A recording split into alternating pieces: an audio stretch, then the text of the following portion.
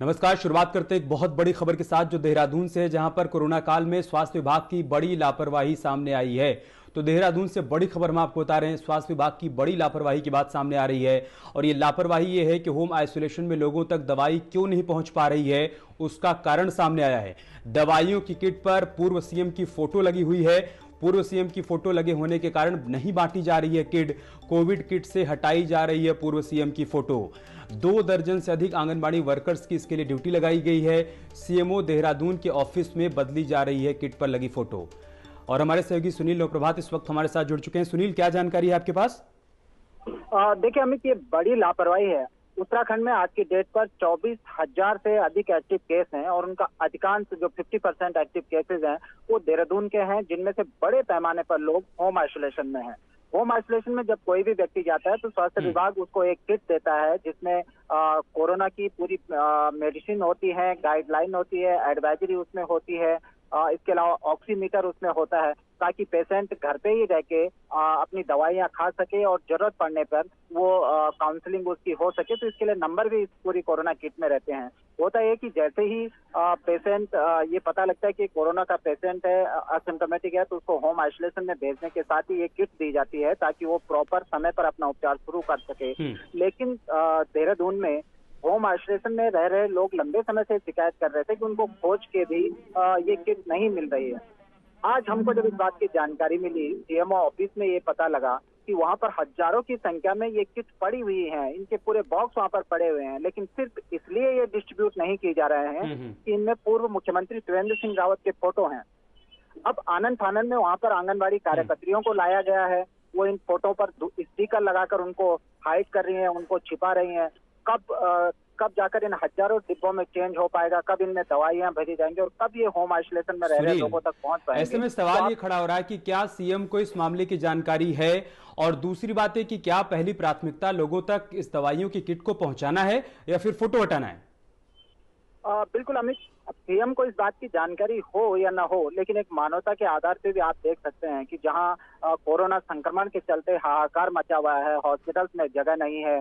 कल प्रभारी स्वास्थ्य सचिव पंकज पांडे जब प्रेस कॉन्फ्रेंस कर रहे थे तो बाकायदा इस बात को बोल रहे थे कि होम आइसोलेशन में रह रहे लोगों तक मौके पर ही किट पहुंचाई जा रही है, क्योंकि ये सवाल हमने रेज किया था कि लोगों के पास आखिर किट क्यों नहीं पहुंच पा रही है। उसका सिर्फ यही कारण है कि उस पर मुख्यमंत्री त्रिवेंद्र सिंह रावत की फोटो है, पूर्व सीएम की। उन फोटो को बदलने में बड़ा टाइम लगेगा और तब तक आप लगा सकते हैं कि जो लोग होम आइसोलेशन में हैं वो कितने दिक्कतों के साथ गुजर रहे होंगे, उनके साथ कितनी समस्याएं सामने आ रही है। इस सिस्टम का हम कह सकते हैं कि बड़ा लापरवाह और क्रूर चेहरा है कि कोरोना पेंडेमिक में भी इस तरह की भारी लापरवाही देखते हैं इस सिस्टम को दुरुस्त होने में कितना समय लगता है। सुनील, बहुत शुक्रिया आपका हमारे साथ जुड़ने के लिए, तमाम जानकारी तक पहुंचाने के लिए। एक और बड़ी खबर देहरादून से। सीएम तीरथ सिंह रावत की तरफ से सर्वदलीय बैठक बुलाई गई है। आज शाम 4 बजे सर्वदलीय बैठक बुलाई गई है जिसमें सभी दलों के नेताओं को बुलाया गया है। चर्चा इस बात पर की जाएगी कि सबके मन में क्या सुझाव चल रहा है। कोविड के नियंत्रण को लेकर सबकी तरफ से फीडबैक भी लिया जाएगा, सुझाव लिया जाएगा। आज की इस बैठक में तीरथ सिंह रावत इस सर्वदलीय बैठक की अध्यक्षता करेंगे। मीटिंग में कोरोना की रणनीति पर चर्चा होनी है। शाम 4 बजे देहरादून के बीजापुर सेफ हाउस में ये बैठक बुलाई गई है।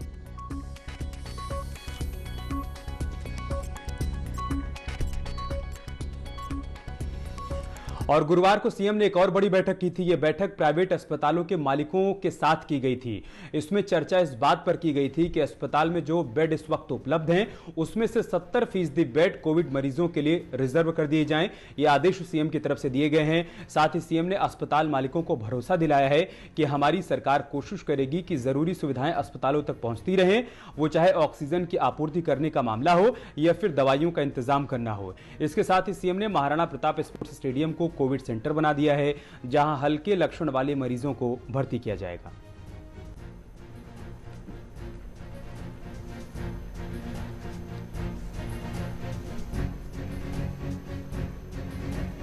और इस बीच सरकार ने एक और बड़ा फैसला लिया है। आज से रविवार तक सभी सरकारी दफ्तर बंद कर दिए गए हैं। इसके पीछे कारण यह है कि इन 3 दिनों में सभी दफ्तरों को सैनिटाइज किया जाएगा। सरकार की तरफ से बड़ा फैसला लिया गया है कि अगले 3 दिन तक सभी सरकारी दफ्तर फिलहाल बंद रहेंगे। इस दौरान आवश्यक सेवाओं से संबंधित ऑफिस ही खुले रहेंगे।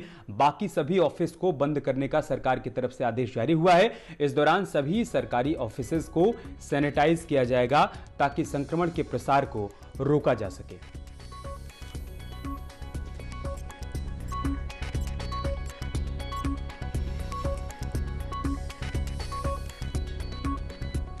और कोरोना अपडेट से जुड़ी 10 बड़ी बातें क्या हैं वो हम आपको बताते हैं। बीते 24 घंटे में कितने केस आए हैं, कितने एक्टिव केस हैं और साथ ही कितने लोगों ने इस दौरान अपनी जान गंवा दी और सरकार की तरफ से क्या कदम उठाए गए हैं।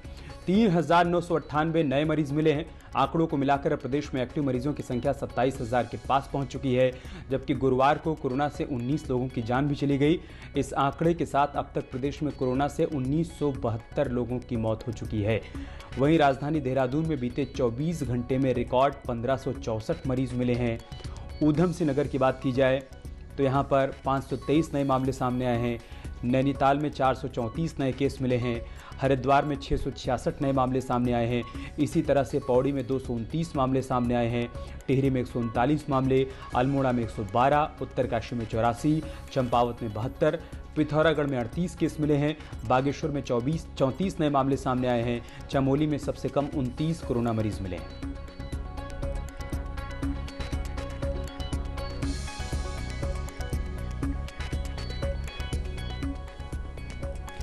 बीते दिनों सरकार की तरफ से एक आदेश जारी हुआ था कि दूसरे राज्य से आने वाले लोगों का टेस्ट किया जाएगा और साथ ही साथ उनके पास कोविड की नेगेटिव रिपोर्ट होना जरूरी है। अब इस बीच एक और बड़ा फैसला लिया गया है कि ऐसे तमाम लोग जो कि दूसरे राज्यों से आ रहे हैं, कोरोना नेगेटिव रिपोर्ट के साथ साथ स्मार्ट सिटी पोर्टल पर उनका रजिस्ट्रेशन भी अब अनिवार्य कर दिया गया है। बिना रजिस्ट्रेशन के राज्य में उनको एंट्री नहीं मिलेगी। कोरोना के बढ़ते खतरे को देखते हुए सरकार एक बार फिर से पुरानी व्यवस्थाओं को दोबारा से लागू कर रही है, जिसके तहत अब कोई भी व्यक्ति राज्य में प्रवेश करता है तो उसको कोविड नेगेटिव रिपोर्ट के साथ स्मार्ट सिटी प्रोजेक्ट पर रजिस्ट्रेशन करवाना अब अनिवार्य कर दिया गया है। साथ ही क्वारंटीन की प्रक्रिया से भी उसको गुजरना होगा। जो लोग बाहर से अब यहाँ आएंगे उनको RT-PCR निगेटिव रिपोर्ट लाना अनिवार्य होगा। उसके अलावा जो स्मार्ट सिटी का पोर्टल है उस पर भी अपलोड करना, अपने डेटा को रजिस्टर करना होगा। इसके अलावा अगर कोई उत्तराखंड से बाहर जाता है और फिर वो वापस आता है तो उसे भी स्मार्ट सिटी के पोर्टल पे रजिस्ट्रेशन करना है। ये इसलिए है कि हम होम आइसोलेशन को जो है इन्फोर्स करा सकें। और इस कोरोना काल के दौरान भी पुलिस के जवान पूरी मुस्तैदी के साथ अपनी ड्यूटी कर रहे हैं। ऐसे में उनको संक्रमण से बचाना, उनके परिवार को संक्रमण से बचाना पुलिस प्रशासन के बड़े अधिकारियों की जिम्मेदारी है। इसी कड़ी में एक बड़ा फैसला लिया गया है पुलिस विभाग की तरफ से। संक्रमण की चपेट में आए पुलिस के जवानों को कोई दिक्कत ना हो, इसके लिए DGP अशोक कुमार ने राज्य के सभी पुलिस लाइन और बटालियन में 5 से 10 ऑक्सीजन बेड के कोविड केयर सेंटर बनवाने के आदेश दिए हैं, जिससे आने वाले समय में पुलिस जवानों के साथ उनके परिवार में किसी को भी आवश्यकता हुई तो इनका इस्तेमाल किया जा सके। इस कोरोना महामारी में पुलिस के जवान फ्रंट लाइन में हैं और कोरोना की दूसरी लहर में पुलिस के करीब 300 जवान अब तक संक्रमण से जूझ रहे हैं। हमारी SDRF के माध्यम से कि जो हमारी पुलिस लाइनें हैं उसमें कुछ हम ऑक्सीजन सिलेंडर बेड बना सके। कहीं 2-3 छोटी लाइनों में, बड़ी लाइनों में 5 से 10 और बटालियनों में। तो ये हमने आज आदेशित किया है। देखिए हमें कितनी सफलता मिलती है। हम प्रयास करेंगे जिससे हमारे पुलिसकर्मी और उनके पारिवारिक सदस्य, उन लोगों को राहत मिल सके। और इस कोरोना काल के दौरान हर कोई फ्रंट लाइन पर उससे लड़ने के लिए प्रतिबद्ध है। ये प्रयास कर रहा है कि संक्रमण को रोका जा सके, लेकिन कई लोग ऐसे भी हैं जो पर्दे के पीछे काम करते हैं, उनके नाम को लेकर चर्चा नहीं होती है। ऐसे तमाम लोग हैं जो पर्दे के पीछे से इस लड़ाई में अपनी भूमिका निभा रहे हैं। रिपोर्ट देखिए।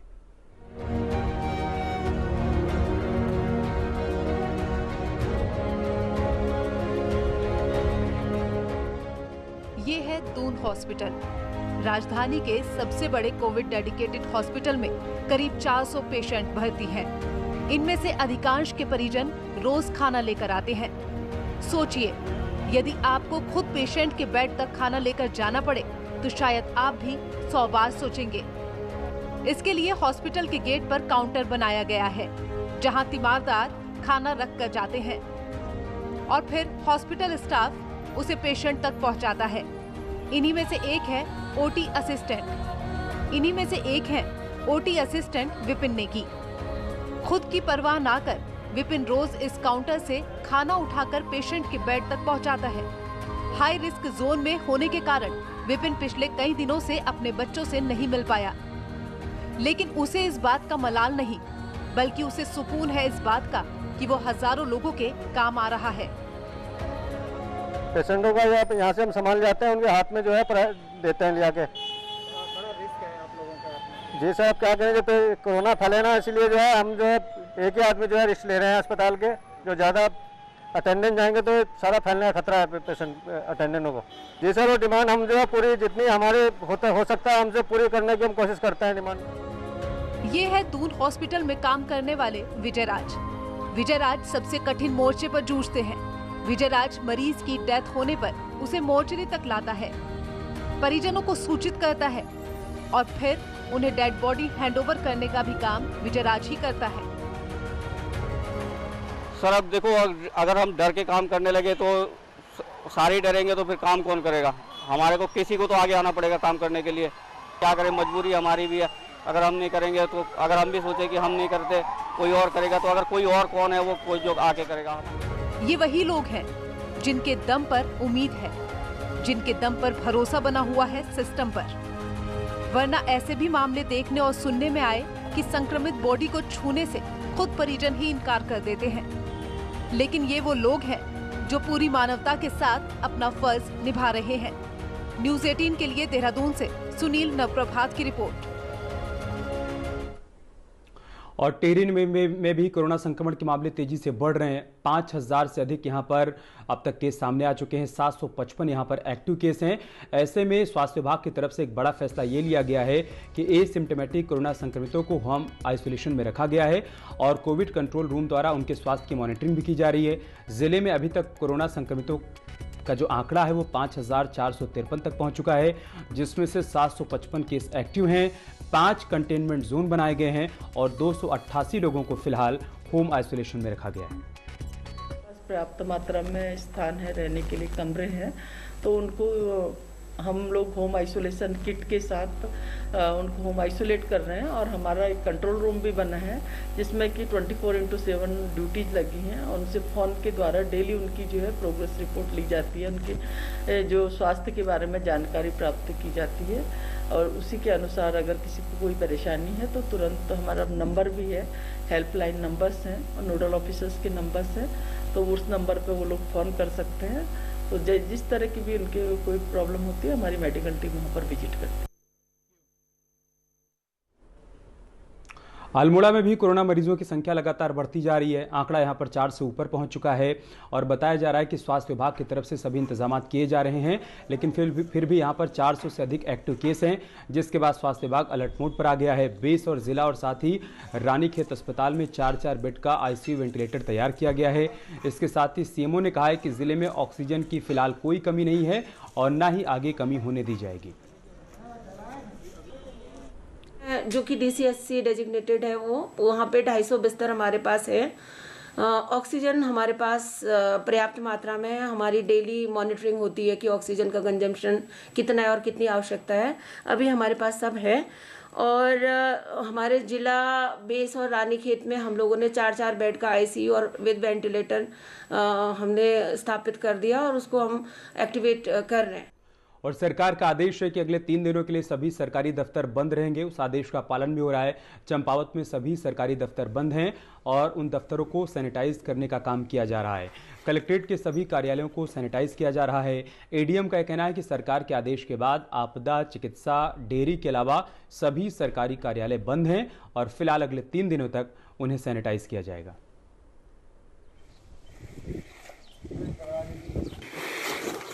जो है 3 दिन कार्यालय बंद रखेंगे और वो कार्यालय को सैनिटाइज करेंगे। तो इसी क्रम में हमारे कलेक्ट्रेट में भी जो है सैनिटाइज की कार्रवाई जो है की जा रही है।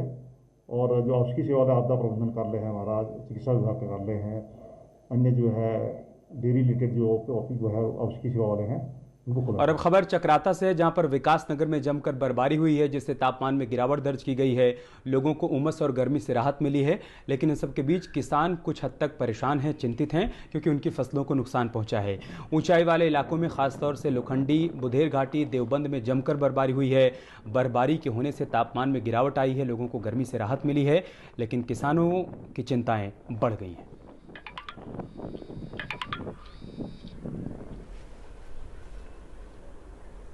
यार रुक रहे एक छोटे से ब्रेक के लिए, जल्द लौटेंगे कुछ और खबरों के साथ।